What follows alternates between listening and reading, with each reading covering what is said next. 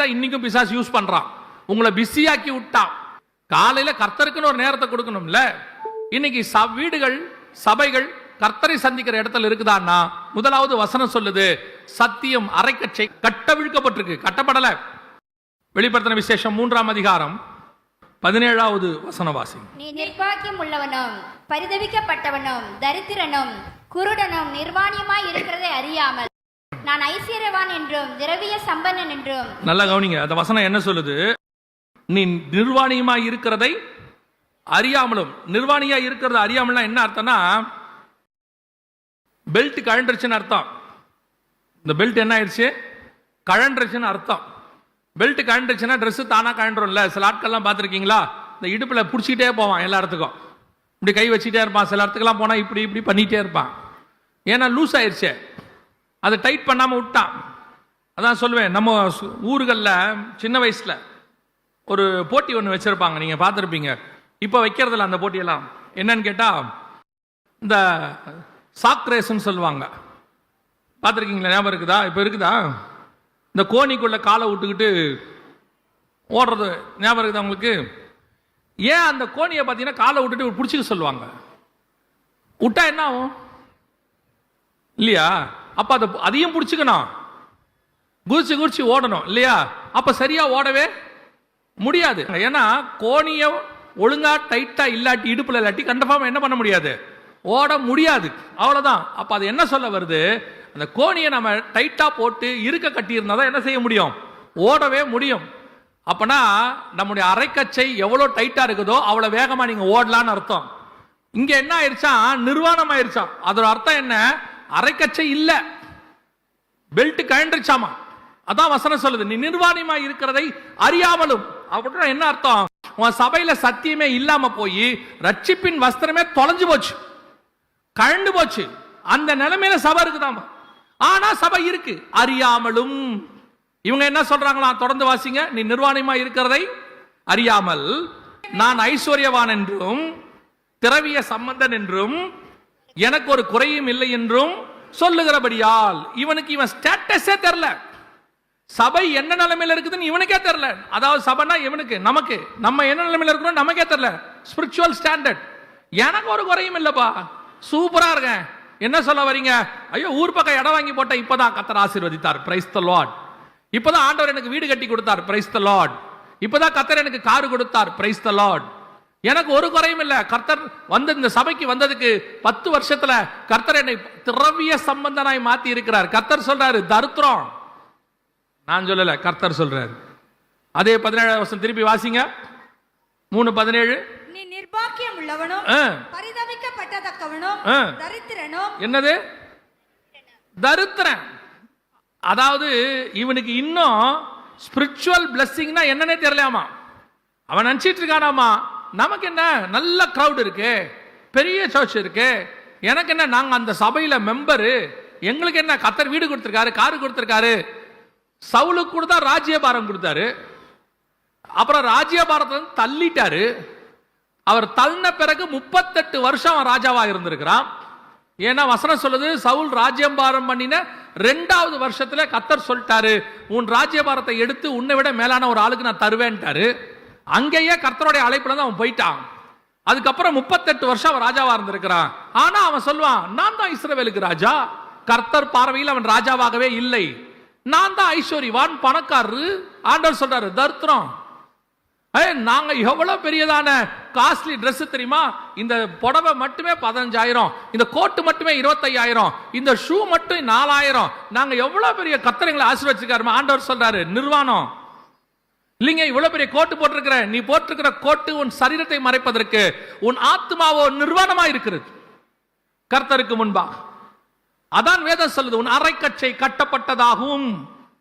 கட்டி இருக்கிறோமா? ஸ்ட்ராங்கா இருக்குதா? யார் சொல்வா இப்படி? ஆண்டவர் சொல்ற, ரெடி பண்ணிக்கோப்பா. ஏன்னா எந்த நேரத்திலும் நினையாத நேரத்துல மணவாளன் வந்து கதவை தட்டுவார். எப்படி உடனே திறக்கக்கூடியவனா இருக்கணும். அதுக்கப்புறம் உட்காந்து ட்ரெஸ் பண்ண முடியாதுப்பா, அதுக்கு கூட நேரம் இல்லைங்கிறார். அதுக்கு தான் பஸ்கா புசிக்கும் போது அவர் சொல்றார், உன் அறைகள் கட்டப்பட்டதாக தீவிரமாய் புசிக்க வேண்டும். அவசரமா எப்ப கூப்பிடுவார் தெரியாது. மோசேக்கே அதாங்க நிலைமை. மோசையை பார்த்து சொல்றாரு, நீ இப்படித்தான் பூசிக்கணும். ஏன்? எப்ப நான் வெளியே வர சொல்வேன்னு தெரியாது. சொன்ன உடனே கிளம்பி நைட்டோட நைட்டா வெளியே போனோம். அந்த நிமிஷத்தில் புறப்பட்டு பூமியை விட்டு பரலோகத்துக்கு பிரயாணப்பட வேண்டும். அப்படி இருக்கிற அந்த கூட்டம் எவ்வளவு பெர்ஃபெக்டாக இருக்க வேண்டும். இங்கே குறைவுகள் இருக்கு, பலவீனம் இருக்கு, நமக்கு இல்ல சொல்ல. கர்த்தர் சொல்ல, ரெடி பண்ணிக்கோ. அதுக்கு தான் இந்த டைம், அதுக்கு தான் இந்த டைம். இதை நீங்க அஃபண்டா பார்க்க கூடாது. ஓ, நம்மள என்ன இப்படி சொல்றாங்களே, நாம எவ்வளவு பெரிய ஆளு. இங்கே குறைவில்லாத மனுஷன் ஒருவனும் இல்லை. நீங்க பூரணப்பட்டுட்டீங்கன்னா பூமியில உங்களுக்கு இடமும் இல்லை. நான் பூமியில் இருக்கிறதுனால இன்னும் நான் பூரணப்படவில்லை என்று அர்த்தம். அந்த பூரணப்படுதல் வரும்பொழுது அந்த பூரணப்படுதலுக்கு என்னை நான் ஆயத்தப்படுத்துகிறேன், சரி பண்றேன். இன்னும் நான் சரியாகணும், இன்னும் நான் சரியாகணும், எப்படியா அந்த பிரயாணத்தில் போகணும். அதைத்தான் வேதம் சொல்லுகிறது, உங்கள் அறைகள் கட்டப்பட்டதாகவும். அதான் கர்த்தர் எதிர்பார்க்கிறார். வாசிச்சு பாருங்க, 1 ராஜாக்களின் புஸ்தகம் 18ஆம் அதிகாரம் கடைசி 2 வசனத்தை வாசியுங்கள் பாப்போம். அதற்குள்ளாக வானம் மேகங்களினாலும் காற்றினாலும் கருத்து பெருமழை உண்டாயிற்று. ஆகாப் ரதத்தில் ஏறி இஸ்ரேலுக்கு போனான். ஆகாப் ரதத்தில் ஏறி இஸ்ரேலுக்கு போனான். கர்த்தருடைய கை எலியாவின் மேல் இருந்ததினால் அவன் தன் அறையை கட்டிக்கொண்டு இஸ்ரேலுக்கு வருமட்டாக ஆகாப்புக்கு முன்பாக ஓடினான். யோசித்து பாருங்க, ஒரு பக்கம் ரதம் ஓடுது, ஒரு பக்கம் கால் ஓடுது.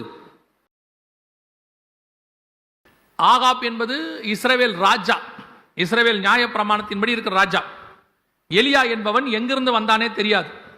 1 ராஜாக்கள் 17:1 நீங்க வாசிச்சு பாருங்க. கீலேயாத்தின் குடிகளிலே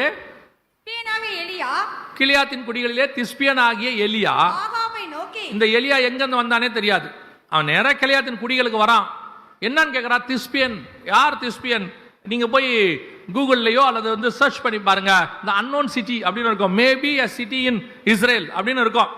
அது எங்க இருக்குன்னே தெரியாதாமா, the unknown person. இது புதிய ஏற்பாட்டு சபைக்கு மெல்கிசேதேக்கின் முறைமைக்கு அடையாளமா இருக்கிற ஒரு ஊழியக்காரன். இவன் பாருங்க, இஸ்ரவேல்ல இருக்கிற எந்த முறைமைப்படியுமே அவன் செய்ய மாட்டான். ஆசாரிப்பு கூடாரத்துக்கு போக மாட்டான். உள்ள போய் வந்துட்டு ஆசாரியர்கள் செய்கிற எந்த பலியும் செலுத்த மாட்டாரு. இவர் ஆசாரிய வஸ்திரம் போட மாட்டாரு, எதுவும் செய்ய மாட்டார். இவர் எல்லாமே என்டையர்லி டிஃபரெண்டா. ஆனா அப்படியே எலியா பாருங்க, அந்த முறைமைக்கு வந்துருவார், எலிசா. அப்ப இவரு புதிய ஏற்பாட்டு சபைக்கும் மெல்கிசேதேக்கு முறைமைக்கும் உள்ளதான ஒரு அடையாளத்தில் உள்ளவர். இப்ப இவருக்கும் இஸ்ரவேலுக்கும் என்ன டிஃபரன்ஸ்? அது ரதத்தில் ஏறி போகிறது, இவர் ஓடுகிறார். இது புதிய ஏற்பாட்டு சபைக்கான அடையாளம். அப்ப சபை ஓடும் பொழுது ரதத்துக்கு முன்பாக ஓடணும். பிலிப்பு ரதத்தோடு கூட ஓடி போய் சேர்ந்து கொண்டான்னு இருக்கு. அப்படி ஓடி போய் சேரணும்னா முதல்ல வசனம் சொல்லுது, எலியா தன் அறையை கட்டிக்கொண்டு. ஒரு ஊழியக்காரனோ அல்லது சபையோ அது விசுவாசியோ தன் ஓட்டத்தை ஓடி முடிக்கணும்னா முதலாவது அவன் சத்தியத்தில் இறுக பற்றுகிறவனாக இருக்கணும், சத்தியத்துல ஸ்ட்ராங்கா இருக்கிறவனா இருக்கணும். நீ நல்லா பாடு, நல்லா மியூசிக் போடு, அல்லது உனக்கு பின்னாடி என்ன வேணா பட்டத்தை போட்டுக்கோ, அங்க முடிச்சிருக்க இங்க முடிச்சிருக்க என்ன வேணா சொல்லிக்கோ, அல்லது நீ நுனி நாக்குல 4 லாங்குவேஜ் பேசு, நோ இஷ்யூஸ். இது எதுவும் உன் ஓட்டத்தை கொண்டு போய் சேர்க்காது. ஏன்னா இதை விட படிச்சவங்க, இதை விட தேர்ந்த பவுல் எல்லாம் சொல்லிட்டாரு, எல்லாவற்றையும் நஷ்டமும் குப்பையும் என்று விட்டேன். ஏன்னா அவருக்கு தெரிஞ்சு போச்சு, எனக்கு ஒன்று நியமிக்கப்பட்டிருக்கிறது, அதை நான் வாஞ்சையாய் தொடர்கிறேன். நல்ல போராட்டத்தை போராடினேன், ஓட்டத்தை முடித்தேன். அந்த ஓட்டத்தை ஓடணும்னா சத்தியத்தில் நிக்கிற சபை மட்டும்தான் ஓடும், வேற ஓடாது. இன்னைக்கு சபை சத்தியத்தை தவிர மிச்ச எல்லாத்துலயும் ஓடுது. அட்மினிஸ்ட்ரேஷன்ல சூப்பரா இருக்கு, வேணான்னு சொல்லல, அதை விட முக்கியம் சத்தியம்.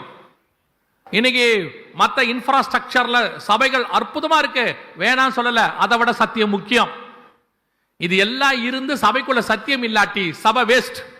ஒருவேளை இதெல்லாம் வாங்க உங்களுக்கு வழி இல்லை, ஆனா சத்தியத்துல மட்டும் நின்னு பாருங்க, அந்த சத்தியம் உங்களை கொண்டு போய் பரலோகத்தில் சேர்த்து விடும்.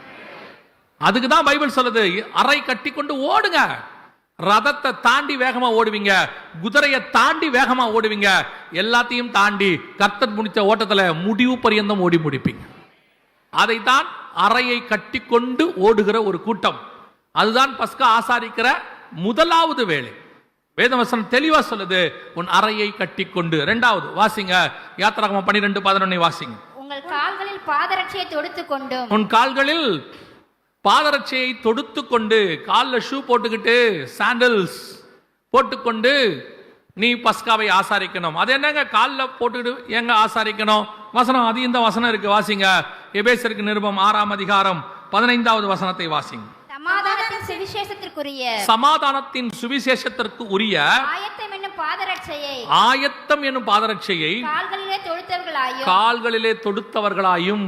அப்பனா சபை இரண்டாவது சுவிசேஷத்தை, சமாதானத்துக்குரிய சுவிசேஷத்தை, ஆயத்தம் என்னும் பாதரட்சையை தரித்து கொண்டு, சர்ச் மஸ்ட் பி ரெடி, ஆயத்தம். உங்களால சொல்ல முடியுமா, நான் இன்று கிறிஸ்துவை சந்திப்பதற்கு ஆயத்தமாயிருக்கிறேன், விரும்புகிறேன் இல்ல, ஆயத்தமாயிருக்கிறேன்? உங்களால சொல்ல முடியுமா? பையன் பாருங்க, எக்ஸாம் வந்த உடனே எல்லா பையனுக்கும் ஃபர்ஸ்ட் மார்க் எடுக்கணும்னு ஆசையாக தான் இருக்கும். எல்லாருக்கும் எப்படி இருக்கும்? First mark. பையன் கேட்டா நீங்க கேட்பீங்க எக்ஸாமுக்கு, என்னடா எக்ஸாம் வந்துருச்சு, படிச்சிட்டியாடா? அதெல்லாம் படிச்சுட்டேன். எவ்வளோடா மார்க் வரும்? எப்படி 80-90க்கு மேலே தான் வரும். எழுதிட்டு வருவான். வரும்போது கேளுங்க, எப்பரா எழுதிருக்க? சூப்பராக எழுதிருக்க. என்னடா சொல்கிறேன், 2 கொஸ்டின் தான் விட்டுட்டேன், மற்றபடி எல்லாம் எழுதிட்டேன். நமக்குமே மனசில் என்ன ஆகிடும், 2 கொஸ்டின்னாலும் ஓகே, 10 மார்க் போனாலும் 90 மார்க் பையனுக்கு வந்துடும் போல. ரிசல்ட் பார்த்தா 35 இருக்கும், இல்லைன்னா சிலது ஃபெயிலும் ஆகிருக்கும். என்னடா நல்லா எழுதுனேன்னு சொன்னேன், அடுத்த வார்த்தை அவன் சொல்லுவான், நான் நல்லா தான் எழுதுனேன், அவங்க சரியா திருத்தலம்பா. எழுதுனது நான் நல்லா தான் எழுதுனேன். அப்போ கூட படிக்கிற பையன் 100 எடுத்திருப்பான். இப்போ நீங்க கேட்பீங்க, அவன் மட்டும் 100 எடுத்திருக்கிறானே, அது எப்படிரா? எனக்கும் அதான் புரியலம்பா. திருத்துறவர் கண்களிலே தயவு கிடைக்கும்படி ஜோம் பண்ணுங்க. இப்ப சொல்றான். எதுக்கு சொல்றேன் அப்படின்னா, படிக்கிற காலத்துல ஆயத்தமாகாம கடைசியா எக்ஸாம் ஹால்ல போய் ஜோம் பண்ணி ஒரு பிரயோஜனம் இல்லைல்ல. அவனோட நினைப்பு என்னன்னா, அந்த ஜெபத்துல கலந்துக்கிட்டா கண்டிப்பா நம்ம என்ன வாங்கிடலாம், பாஸ் ஆயிடலாம் அப்படின்னு சொல்லி அவங்களுக்கு ஒரு நம்பிக்கை. இல்ல இல்ல, அப்படிலாம் இல்ல. நீங்கள் செய்ய வேண்டிய கிரியையை செய்ய வேண்டும், கிடைக்க வேண்டியதான பலனை கர்த்தர் கொடுப்பார். நீங்க கிரியே செய்யாம, ஒண்ணுமே செய்யாம, ஆயத்தமே இல்லாம நான் எப்படி இந்த பிரயாணத்துல போவேன்? ஆண்டவர் சொல்றாரு, உன் பாதரட்சையை கட்டி தொடுத்து கொண்டு ரெடியா இரு, ஆயத்தம். That's very important. அது நீங்க வருகையில போகிற சபையை எல்லாத்தையும் பாருங்க, ஆயத்தம் பண்ணினார்கள், ஆயத்தம் பண்ணின வேர்டு வந்துகிட்டே இருக்கும். மணவாளனை சந்திக்க ஆயத்தப்படு, அப்படித்தானே சொல்லுது வசனம். பாருங்க, புத்தி உள்ள கன்னிகைகள், புத்தி இல்லாத கன்னிகைகள், வசனம் சொல்லுது, தங்கள் தீவட்டிகளை ஆயத்தம் பண்ணினார்கள். ஆயத்தம் பண்ணாம வருகையில போக முடியாதுங்க. வருகையில போறதுக்கு நீங்க ஆயத்தமா இருக்கணும். அதான் கேள்வி. இப்ப சபைக்கு வர்றதுக்கு எவ்வளவு ஆயத்தம் பண்ணீங்க? இவ்வளவு ஆயத்தம் சர்ச்சுக்கு வர்றதுக்கு இருக்குது. சர்ச்சில இருந்து பரலோகத்துக்கு போறதுக்கு என்ன ஆயத்தம் இருக்கு? ஒண்ணு நல்லா புரிஞ்சுக்கோங்க, எவ்வளவு பேர் சர்ச்சுக்கு வராங்கன்றதே முக்கியமே கிடையாது. எவ்வளவு பேர் சர்ச்சில இருந்து பரலோகத்துக்கு வராங்கன்றதா முக்கியம். நீங்க சர்ச்சுக்கு வர்றதுனால நீங்கள் பரலோகத்துக்கு போவீங்களானா? இல்ல. சபை பரலோகத்திற்கு போகிறதுக்கு வழி சொல்லுகிற இடம். இங்கதான் வானத்தின் வாசல் இருக்கு. ஆனா ஆயத்தம்னு ஒண்ணு படணும்ல. ஆயத்தப்படாம சர்ச்சுக்கு போறதுனால மட்டும் நான் பரலோகத்துக்கு போயிருவேன்னு ஒரு கூட்டம் நம்பிட்டு இருக்குது. நாங்க இந்த சபையில மெம்பர், நாங்க இந்த சபையில அங்கத்தினர், நாங்க சந்தா கட்டியிருக்கோம், நாங்க தசமாம் கொடுத்திருக்கோம், நான் காணிக்க கொடுத்திருக்கேன், எங்க அப்பா தான் இந்த சபையில முதல்ல அஸ்திவாரம் போடும் போது பாஸ்டரோட நின்னவரு. நீங்க யார் வேணா இருந்துக்கோங்க. ஆனா வருகையில போகணும்னா ஆயத்தம்னு இல்லாம ஒண்ணு போகவே முடியாதுல்ல. யூ மஸ்ட் பி ப்ரிப்பேர்ட் இல்ல. திடீர்னு எப்படி ப்ரிப்பரேஷன் வரும்? இயேசுநாதர் வரும்போது அதை சொன்ன, ஒரு இமை பொழுது ஒரு நிமிஷம். எப்படி ப்ரிப்பேர் ஆவீங்க? அதுக்கு முன்னாடி நீங்க செய்ய வேண்டியதான ஆயத்தம் கொஞ்சம் இருக்குது, அது நிறைய இருக்குது. அதான் அது இருக்கிறதுலே யோசிச்சு பாருங்க. ராஜாவை சந்திப்பதுக்கு எஸ்தர் சந்திக்க போகணுமாமா. 2ஆம் அதிகாரம் எஸ்தர்ல இருக்கு. சந்திக்க போகணுமாமா. அப்படி சந்திக்க போகிற பெண் எப்படி ஜோடிக்கப்படணும்னு அங்க ஒரு வசனம் இருக்குது. எஸ்தரின் புஸ்தகம் 2ஆம் அதிகாரத்துல இருக்கு. ஒவ்வொரு பெண்ணும் 6 மாதம் வெள்ளை போல தைலத்தினாலும் 6 மாதம் வெள்ளை போல தைலத்தினாலும் 6 மாதம் சுகந்த வர்க்கங்களினாலும் ஸ்திரீகளுக்குரிய மற்ற சுத்திகரிப்புகளினாலும் ஜோடிக்கப்படுகிற நாட்கள் நிறைவேறி இவ்விதமாய் ஸ்திரீகளின் முறைப்படி 12 மாதமாக செய்யப்பட்டு தீர்ந்த பின்பு ராஜாவாகி அகாஸ்வேருவின் இடத்தில் பிரவேசிக்க அவளுடைய முறை வருகிற போது, அப்ப ராஜா கிட்ட போகிற வரைக்கும் 12 மாசமும் ஆயத்தம் இருக்கு, 12 மாசமும் சுத்திகரிப்பு இருக்கு, 12 மாசமும் ஸ்திரீகளுக்குரியதான முறைமை இருக்கு, எல்லாம் இருக்கு. சும்மா ராஜா கிட்ட போய் ராஜகுமார்த்தியா மாறிட முடியாது. சும்மா போய் மணவாளனுக்கு மணவாட்டியா மாறிட முடியாது. யோசிச்சு பாருங்க, எவ்வளவு பெரிய பாஸ்டர் அங்க வந்துட்டாலும் சரி, கல்யாணம் நடத்தக்கூடிய பாஸ்டரும் வந்துட்டாலும் சரி, அல்லது அங்க இருக்கக்கூடிய மாப்பிள்ளையே வந்துட்டாலும் சரி, பொண்ணு வராம என்ன நடக்காது? கல்யாணம் நடக்காது இல்ல, ஆயத்தம் இல்லாம வராது இல்ல. கேட்டா அந்த அம்மா ஆயத்தப்பட்டுக்கிட்டு இருக்குதாங்க உட்காந்து. அப்ப யோசிச்சு கொள்ளுங்க, மணவாட்டியினுடைய ஆயத்தம் எவ்வளவு முக்கியம் என்று பாருங்க. 12 மாதமும் சுத்திகரிக்கப்பட வேண்டும். சுவிசேஷகனுடைய பாதங்கள் எப்படி இருக்குதா? மலையின் மேல் அழகா இருக்குதா? மணவாட்டி என்ன பண்ணிட்டாலாம் தெரியுமா? ஒரு பக்கம் வஸ்திரத்தை களைஞ்சிட்டாலாம், ஒரு பக்கம் பாதரட்சியை களைஞ்சிட்டாலாம். உன்னத பாட்டின் புஸ்தகம் 5ஆம் அதிகாரம் 3வது வசனத்தை வாசிங்க. என் வஸ்திரத்தை கழற்றி போட்டேன், என் வஸ்திரத்தை கழற்றி போட்டேன், நான் எப்படி அதை திரும்பவும் உடுப்பேன்? இப்ப ஆயிப்போச்சா? ஆண்டவர் சொன்னார்ல 3:17 வெளிப்படுத்தல, நீ நிர்வாணியா இருக்கிறாய் சொன்னாரா? வந்துருச்சு. வஸ்திரத்தை கலந்து போட்டேன். அடுத்து, என் பாதங்களை கழுவினேன், என் பாதங்களை கழுவினேன், நான் எப்படி அவர்களை திரும்பவும் அழுக்காக்குவேன்? அப்படின்னா என்ன அர்த்தம்? அந்த அம்மா பாதரட்சியை கழட்டிடுச்சுன்னு அர்த்தம். பாதரட்சியை கழட்டினா தானே பாதங்களை கழுவ முடியும். அப்படின்னா என்ன அர்த்தம்? மணவாட்டி கிட்ட வஸ்திரமும் களைஞ்சாச்சு, பாதரட்சியும் கழட்டியாச்சு. பஸ்காக்கு போறவன் அரைக்கட்சியை கட்டப்பட்டவனாக, பாதரட்சியை தொடுத்தவனாக. அப்ப இது ரெண்டும் இருந்தா தானே போக முடியும். இவர் ரெண்டுத்தையுமே கழட்டிடுச்சா மணவாட்டி. வசனம் சொல்லுது, மணவாளன் கதவை தட்டுகிற நேரம். நம்ம லூக்கா என்ன வாசிச்சோம்? 12 34 35 மணவாளன் வந்து தட்டுகிற போது திறக்கிறதுக்கு, உடனே திறக்கிறதுக்கு இவ பேசிட்டு உட்காந்துருக்கா. இவ பேசிட்டுக்கா, இதான் ட்ரெஸ்ஸை கழட்டிட்டேன், பாதங்கள்லாம் கழுவியாச்சு, நான் படுத்துட்டேன், இதுக்கப்புறம் நீங்க வந்தா எப்படி? ஆண்டவர் சொல்றாரு, அந்த ராத்திரியிலே நீ வஸ்திரத்தை உடுத்திக் கொண்டு, அறையை கட்டி கொண்டு, பாதரட்சியை தொடுத்துக் கொண்டு ரெடி ஆயிரு. தட்டும் போது திறக்கணும், அவ்வளவுதான். உடனே திறக்கத்தக்கதாக. இந்த 3 வசனத்தையும் லிங்க் பண்ணி பாருங்க, எவ்வளவு கரெக்டா இருக்கு பாருங்க. லூக்கா 12 34 35, யாத்திராகமத்தின் புத்தகம் 12 11, வெளிப்படுத்தின விசேஷம் 3த்தையும் கனெக்ட் பண்ணி பாருங்க, கரெக்டா இருக்கும். உன்னத பாட்டியும் 5ஆம் அதிகாரத்தையும் இதெல்லாத்தையும் கனெக்ட் பண்ணி பாருங்க. ஒரே விஷயத்தை சொல்லுது, சபை வஸ்திரத்தை இறுக பற்றி கொண்டு, அரை கச்சையை கட்டி கொண்டு, பாதரட்சியை தொடுத்து கொண்டு, ஒரு பக்கம் சத்தியத்துல ஸ்ட்ராங்கா இருக்கணும், ஒரு பக்கம் அவரை சந்திப்பதற்கு ஆயத்தப்பட்டு காத்திருக்கணும். அவரை சந்திக்க ஆயத்தமா இருக்கிறோமா? இன்னைக்கு நமக்கு ஆயத்தம் வேற பக்கம் ரெடியா இருக்குது. பவுல் சொல்றாரு, எங்கிட்ட நிறைய மேன்மைகள் இருக்கு. ஒருத்தன் பரதேசிக்கு போனா நான் அதை குறித்து மேன்மை பாராட்டேன், என் பாடுகளை குறித்து நான் மேன்மை பாராட்டுவேன். அவர் சொல்றாரு பாருங்க. இன்னைக்கு பாடுகள் எல்லாம் வாயால கூட சொல்றதுக்கு ரெடியா இல்ல. அந்த மாதிரி தான் வருகையில போறதும் ஆயிடுச்சு. இயேசு வராரு, எல்லாத்தையும் விட்டுட்டு போனோம்னா சொல்றது கூட மனசு இல்ல. எல்லாத்தையும் விட்டுட்டு போகணுமா?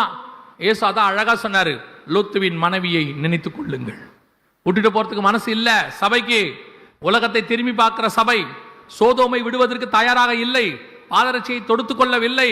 பாதங்களை கழுவினேன், எப்படி போடுவேன்னு பேசிக்கிட்டு இருக்கிற சபை. எந்த நிமிஷமும் இயேசு வரும்போது அவரை சந்திக்கிற கூட்டத்தில் நீங்களும் நானும் இருக்க வேண்டும். இந்த உலகத்துல எதுவுமே உங்களை தடுக்கக்கூடாது, நம்மளை தடுக்கக்கூடாது.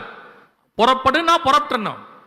அது எது வேணா இருக்கட்டும், எது வேணா இருக்கட்டும். நிமிஷத்துல, அந்த செகண்ட்ல புறப்படுன்னு சொன்னது நாம் புறப்படுவதாய் காணப்பட வேண்டும். கடைசியாக அந்த யாத்திராகமம் 12 11 திருப்பி வாசிங்க.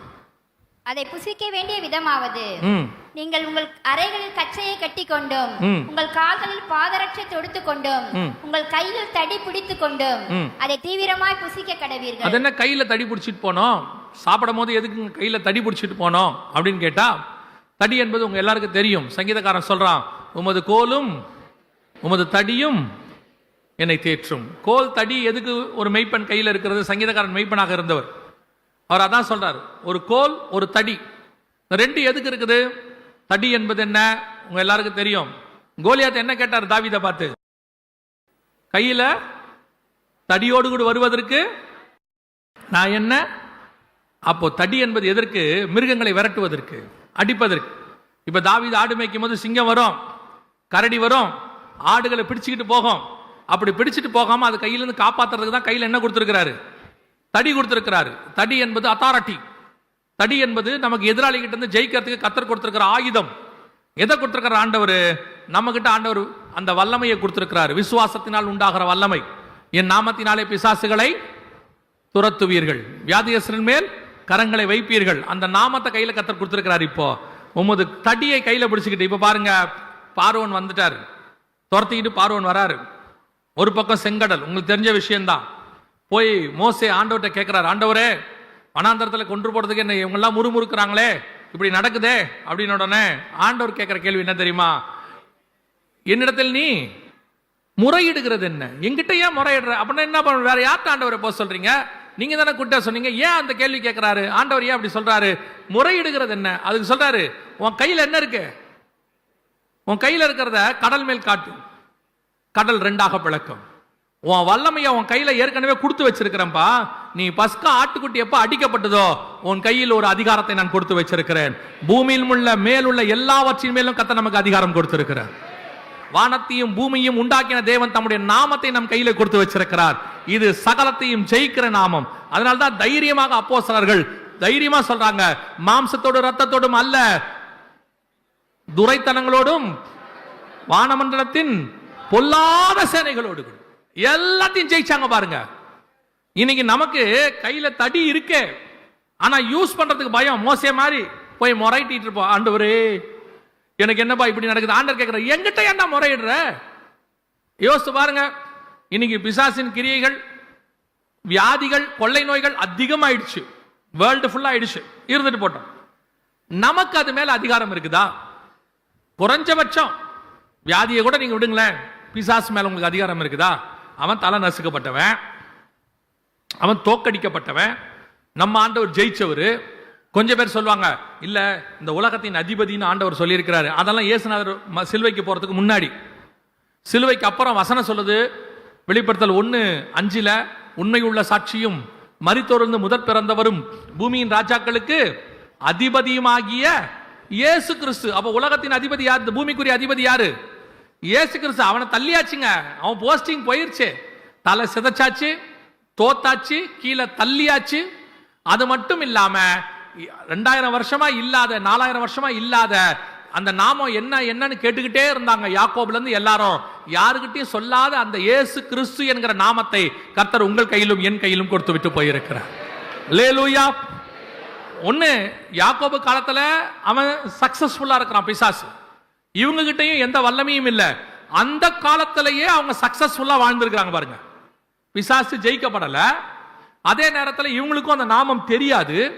அதுக்கு நடுவுல அவங்க கர்த்தரை உறுதியா பிடிச்சி வாழ்ந்திருக்கிறாங்க. இப்போ பிசாசியும் ஜெயிச்சாச்சு, தலையும் நசிக்காச்சு. நம்ம கிட்டையும் அந்த நாமம் இருக்குது. ஆண்டவர் சக்சஸ்க்கான நாமத்தை சொல்லிட்டாரு நம்ம கிட்ட. இத கையில வச்சிருக்கிற நாம இன்னைக்கு பிசாசின் மேல அதிகாரம் இருக்குதா? உலகத்தின் மேல அதிகாரம் இருக்குதா? நம்மளால தைரியமா இருக்க முடியுதா? அதான் வசனம் சொல்லுது, எபிரேயர்ல 10ஆம் அதிகாரம் 18 வாசிங்க. இவைகள் மன்னிக்கப்பட்டது உண்டானால் இனி பாவத்து நிமித்தம் பலி செலுத்தப்படுவதில்லையே. ஆகையால் சகோதரரே, நாம் பரிசுத்த ஸ்தலத்தில் பிரவேசிப்பதற்கு இயேசுவானவர் நமது மாம்சமாகிய திரையின் வழியாய் புதிதும் ஜீவனமான மார்க்கத்தை நமக்கு உண்டு பண்ணினபடியால் தொடர்ந்து வாசிங்க. அந்த மார்க்கத்தின் வழியாய் பிரவேசிப்பதற்கு அவருடைய ரத்தத்தினாலே நமக்கு தைரியம் உண்டாயிருக்கு. என்ன இருக்குது? சவுண்டா சொல்லுங்க, அதையாவது தைரியமா சொல்லுங்க. தைரியம் உண்டாயிருக்கிறது. அதைத்தான் பவுல் சொல்லுகிறார், கிருபாசன தண்டையிலே நாம் தைரியமாய் கிட்டி நெருங்கி சேர்க்கிறோம். அந்த தைரியம் இருக்கு, விசுவாசத்தினால் உண்டாகிற தைரியம். இன்னைக்கு பிசாசு மேல இருக்குதா? விசுவாசி அந்த தைரியத்தோட இருக்குதா? கையில பிடிச்சிருக்குதா? அந்த ஆயத்தத்தோடு கூட அடுத்து உங்க கையில அத்தாரிட்டியும் இருக்கு. ஒன்று சத்தியம், இன்னொன்று ஆயத்தம், இன்னொன்னு அத்தாரிட்டி, அதிகாரம். இன்னைக்கு இருக்கா? இன்னைக்கு எதை கண்டாலும் பயப்படுறீங்க, எந்த ஒரு காரியத்துக்கும் பயப்படுறீங்க. உலகத்தை பார்த்தா பயம். நாம் எல்லா துறைத்தனங்களுக்கும் மதிப்பு கொடுக்கிறோம், ஆனால் எதற்கும் பயப்பட வேண்டிய அவசியம் கிடையாது. நம்ம எல்லாத்துக்கும் கனப்படுத்துறோம், எல்லா அதிகாரங்களையும் கனப்படுத்துறோம். ஏன்னா அது தேவனால் உண்டா இருக்கிறது. ராஜாக்களை தள்ளி ராஜாக்களை உண்டாக்குறவர் அவர். நாம எல்லாத்துக்கும் கனப்படுத்துறோம், ஆனால் எதையுமே பயப்பட வேண்டிய அவசியம் இல்லை. இப்போ நேபுகாத் நேச்சாருக்கு தானியேல் கனப்படுத்தினார், ராஜாவே நீ வாழ்க எல்லாம் சொன்னாரு. ஆனா சிலைய வணங்கணும்னா வணங்க முடியாது, அது முடியாது ராஜா. இப்போ அகாஸ்வர் ராஜாவுக்கு ரொம்ப அந்த இவன் மேதியப்பர் தரியு ராஜாவுக்கு இவன் மேல ரொம்ப தானியேலை பிடிக்கும். எல்லாம் ஓகே தான் ராஜா, ஆனா உண்மை தவிர வேற யார்த்தையும் விண்ணப்பம் பண்ணக்கூடாதுன்னா அது முடியாது. நாங்க உங்களை மதிக்கிறோம், கனப்படுத்துறோம், ஆனால் எங்களுக்கு என்று ஒரு தைரியம் இருக்கிறது. எங்கள் தேவன் ராஜாவாக இருக்கிறார். இன்னைக்கு உங்களுக்கு இருக்குதா? யோசிச்சு பாருங்க. இயேசுநாதர் கிராமத்துக்கு போனா பிசாசு ஓடி போகுது, ஓடி வந்து கேட்குது, என்னையா வேதனைப்படுத்த வந்தீங்கன்னு. அப்போஸ்தலர்கள் போனா அது ஓடுது. பிசாசு ஓடணும், அப்படித்தானே பைபிள் சொல்லுது. இன்னைக்கு பிசாசை ஓட்டுறதுக்குன்னே நீங்க படுற பாடு இருக்கு பாருங்க. அப்படி போட்டு நல்லா கவனிச்சுக்கொள்ளுங்க. உங்கள் கையில் ஒரு தடியை கர்த்தர் கொடுத்திருக்கிறார்.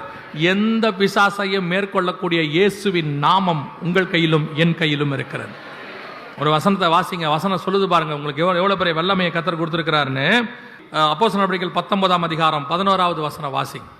பவுலின் கைகளினாலே தேவன் விசேஷித்த அற்புதங்களை செய்தருளினார்.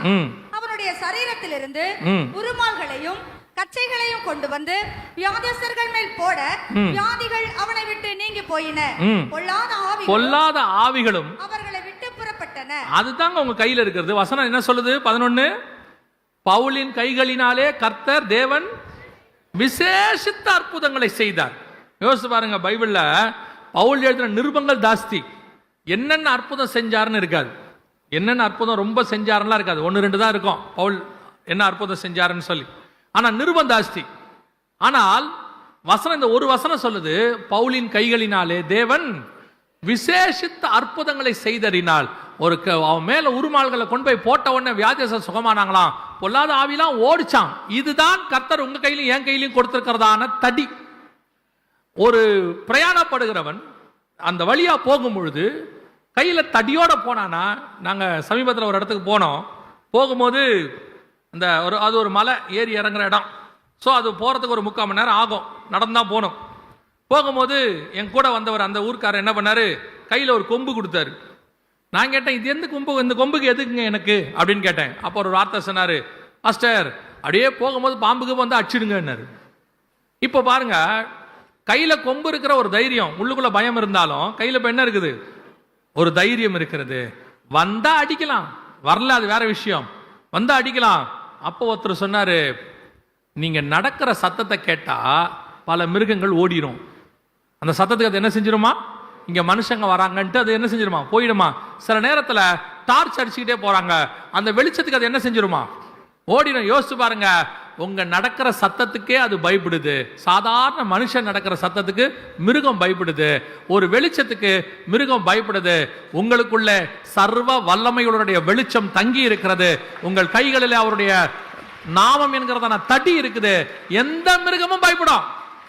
1,00,000 பேர் வச்சுக்க, கோடி பேர் வச்சுக்க, அத்தனை பேரையும் ஜெயிக்கிற ஒரு பேர் எங்க கிட்ட இருக்கு. அந்த பேர் இயேசு என்கிற பெயர். அந்த பெயருக்கு முன்பாக சகல பிசாசும் முடங்கும், சகலமும் விரட்டப்படும். சகலத்துக்கு மேலான அதிகாரம் உள்ள நாமம் நம் கையிலே கர்த்தர் கொடுத்து வச்சிருக்கிறார். இன்னைக்கு விசுவாச கூட்டம் ஒரு பக்கம் சத்தியம் என்கிற அரகட்சியும் இல்ல, ஒரு பக்கம் பாதரட்சியும் இல்ல, ஒரு பக்கம் கையில கோலும் இல்ல. இப்போ உட்கார்ந்துகிட்டு சொல்லுது, எப்படிங்க இந்த வருகையில போகிறது, நீ ஆயத்தப்பட்டா தானே போக முடியும். இவ்வளோ காரியங்கள் இருக்கு புறப்படுறதுக்கு. எதுக்கு? எகிப்தை விட்டு புறப்படுறதுக்கே இவ்வளவு இருக்கு. இதை தாண்டி இன்னும் இருக்கு. புளிப்பில்லாத அப்பத்தை புசிக்கணும், கசப்பான கீரையை சாப்பிடணும், எவ்வளவு விஷயம் இருக்கு. ஒவ்வொன்றத்துக்கு பின்னாடி ஆவிக்குரிய சத்தியம் இருக்குதுல்ல. இவ்வளத்தையும் நீ செய்யும் போதுதான் பஸ்கா ஆசாரித்ததுக்கான முறைமை. இன்னைக்கு சும்மா உட்கார்ந்துட்டு பண்டிகை வந்துருச்சு, அதை கொண்டாடுறோம், இதை கொண்டாடுறோம். உங்கள் பண்டிகைகளினாலே உங்களுக்கு ஒரு பிரயோஜனமும் இல்லை. உங்கள் பண்டிகைகள் வேணா உங்களுக்கு கொஞ்சம் சந்தோஷத்தை கொடுக்கலாம், ரெஃப்ரெஷ்மெண்ட் கொடுக்கலாம். ஓகே பரவாயில்ல, கொஞ்சம் குடும்பமா உட்கார்ந்து சாப்பிட்டோம், ஆமா கொஞ்சம் ஜாலியா இருந்தோம், பேசணும், அது ஏன்னா உங்க மாம்சத்துக்குரிய சந்தோஷத்தை கொடுக்கலாம். ஆனால் அதன் பொருள் கிறிஸ்துவை பற்றினது. அது வரும் காரியங்களுக்கு நிழலாயிருக்கிறது. அதை நீங்க கரெக்டா ஃபாலோ பண்ணும்போது இந்த இடத்தை விட்டுட்டு நம்ம இன்னொரு பண்டிகை கொண்டாட போகிறோம். ஆட்டுக்குட்டியானுடைய கல்யாணம் ஒன்று இருக்கிறது. அதுதான் கர்த்தர் நமக்கு வச்சிருக்கிற நித்திய பண்டிகை. அல்லேலூயா. கர்த்தர் வெகு சீக்கிரத்தில் வரப்போகிறார். உங்கள் அறைகள் கட்டப்பட்டதாயும், உங்கள் பாதரட்சியை தொடுத்ததாயும், உங்களுடைய கரங்களிலே தடியை பிடித்து கொண்டதாயும் தைரியமாய் புறப்படுங்கள். வழியிலே செங்கடலோ பார்வோனோ பசியோ பஞ்சமோ எதுவுக்கும் கவலைப்படாதீங்க. கானானுக்கு கொண்டு போய் சேர்க்கிறவர் நம்மோடு கூட இருக்கிறார். அல்லேலூயா. நாம் ஜெபிக்க போகிறோம். எந்திரிக்கலாமா நாம எல்லோரும் தேவ சமூகத்தில்? உங்களை மட்டும் நீங்க ஆராய்ந்து பாருங்க. இந்த 3 காரியங்கள் தான் இங்க சொல்லப்பட்டது. இன்னும் இருக்கு. அசப்பான கீரையை அதோடு கூட புசிக்கணும். நீ புசிக்கிற மாம்சம் அவிக்கப்பட்டதாக இருக்கணும், சுட்டரிக்கப்படணும். புளிப்பில்லாத அப்பத்தை புசிக்கணும், அது தனி. இது 3த்துக்கும் தனியான உபதேசம் இருக்கு. இதெல்லாம் சேர்ந்துதான் நீ பஸ்கா ஆசாரிக்கிற முறை. அதன் பொருள் கிறிஸ்துவை பற்றினது என்று வேதம் சொல்லுகிறது. ஒப்பு கொடுப்போமா தேவ சமூகத்தில்? ஆண்டவரே, சந்திக்கிற கூட்டத்தில் நான் காணப்பட வேண்டும். சத்தியத்தில் நான் நிற்கிறவனாக, மாயைகளுக்கு பின்னால் போய்விடாதபடி சத்தியத்தில் நிலை நிற்கிறவனாக எப்பொழுதும் காணப்பட கிருபை பாராட்டு. ஒப்பு கொடுப்போமா? ரெண்டாவது, எப்பொழுதும் ஆயத்தமா இருக்கணும்.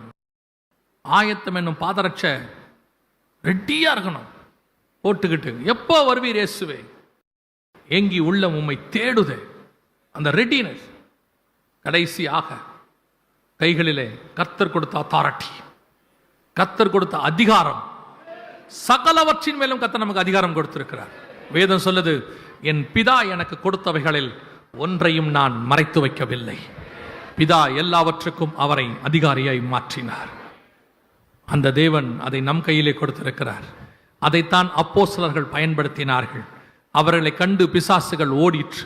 அவர்கள் நிழலுக்கு வல்லமை இருந்தது, அவருடைய வஸ்திரத்திற்கு ஒரு வல்லமை இருந்தது, அவர்கள் கைகளிலே ஒரு வல்லமை இருந்தது. கர்த்தர் அந்த வல்லமையை உங்களுக்கும் எனக்கும் வைத்திருக்கிறார். அதை பெற்றுக்கொள்வதற்கு இந்த ஆயத்தம் அவசியப்படுகிறது. ஒப்பு கொடுப்போமா? கரங்களை தேவனுக்கு நேராக உயர்த்தி, சர்வ வல்லமையுள்ள எங்கள் தகப்பனே, நாளுக்காக உமக்கு நன்றி. ஆண்டவரே, இதோ நாங்கள் பிரயாணப்பட போகிறோம். உம்முடைய வருகை ஆயத்தமாயிருக்கிறது. எந்த நிமிஷம் நீர் புறப்பட சொன்னால் நாங்கள் புறப்படுவோம். அதற்கு முன்பான நீர் சொன்ன இந்த முறைமைகளை நாங்கள் ஆயத்தப்படுத்த, ஆண்டவரே, ஒவ்வொரு நாளும் எங்கள் அரைக்கச்சை கட்டப்பட்டதாக, எங்கள் அரைக்கச்சை சரியா இருக்குதான்னு செக் பண்ணத்தக்கதாக, சத்தியத்தில் நிலைநிற்கத்தக்கதாக நாங்கள் எப்பொழுதும் காணப்படட்டும். ஆண்டவரே, எங்கள் பாதரட்சியை கழட்டி விடாதபடிக்கு எப்பொழுதும் அணிந்து கொண்டே இருக்க, எங்கள் கையிலே கொடுக்கப்பட்ட கோலை நாங்கள் பிடித்து கொண்டு போக, எந்த கோலியாத்தையும் வீழ்த்துக்கிற கோல் எங்கள் கையில் இருக்கிறது என்று நாங்கள் அறிந்திருக்கிறோம். கர்த்தர் அந்த கோலை எங்களுக்கு தந்திருக்கிறபடினால உமக்கு ஸ்தோத்திரம். அந்த நாமத்திற்காய் நன்றி, அந்த அத்தாரிட்டி, அந்த அதிகாரத்திற்காய் ஸ்தோத்திரம். சர்வ வல்லமையுள்ள தேவன் எங்கள் தேவனாய் இருப்பதற்காக உமக்கு ஸ்தோத்திரம். நாங்கள் இதை முடிவு பரியந்தம், நம்முடைய வருகையின் முடிவு பரியந்தம் காணப்பட கிருபை தாரும். எங்கள் ஆண்டவர் இயேசு கிறிஸ்துவின் நாமத்தில் பிதாவே.